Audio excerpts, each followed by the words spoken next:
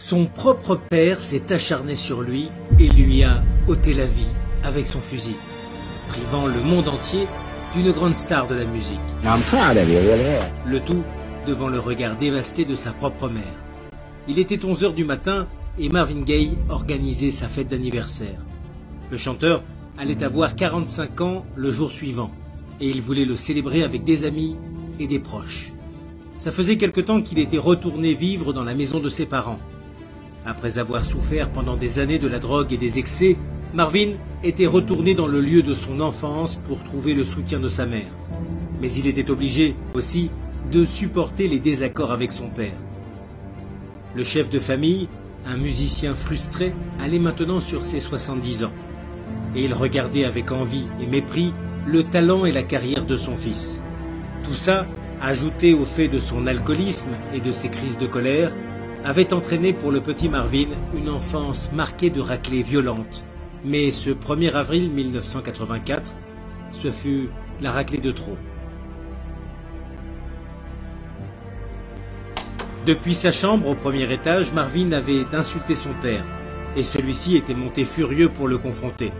Ils avaient échangé des coups mutuellement. Le père était tombé au sol. Marvin lui avait donné plusieurs coups de pied, jusqu'à ce que la mère intervienne et sépare son fils en l'emmenant dans une des chambres. Elle avait essayé de le calmer, elle y était parvenue. Ensuite, il s'était passé plusieurs minutes de silence, jusqu'à ce que les pas du père se fassent entendre à nouveau dans la maison. Et d'un coup, il était apparu sur le pas de la porte, brandissant un fusil Smith & Wesson. Et il avait braqué la grande star de la soul, son propre fils. Il lui avait tiré dessus à 3 reprises. La première lui avait ôté la vie, et les 2 autres ont été des marques de vengeance. Il a ensuite quitté la chambre. Il était à peine midi ce jour-là. Le père avait clamé la légitime défense. Et quand la police lui a demandé si dans le doute il avait de l'affection pour son fils, il avait affirmé « Je suppose qu'il ne me déplaisait pas tant que ça ». Sa condamnation, cependant, avait été mince. Le tribunal avait considéré l'addiction de Marvin Gaye fils et avait pris en compte ses agressions antérieures. Et le père a été condamné à seulement 6 ans de prison. And finally, when you first put out your first record, seemed to me, I was surprised along the way. I said, here's a dream come true. And I'm going to give to you now before these cameras and for these people. I thank you, a really wonderful person. I'm going to give that to you. It's my sign. And I'm proud of you, really am.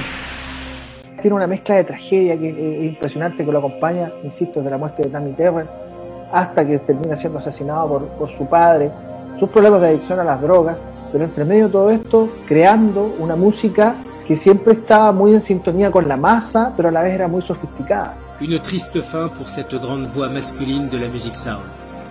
Sa vie s'était achevée brutalement, mais son œuvre, elle, est immortelle et continue d'exister.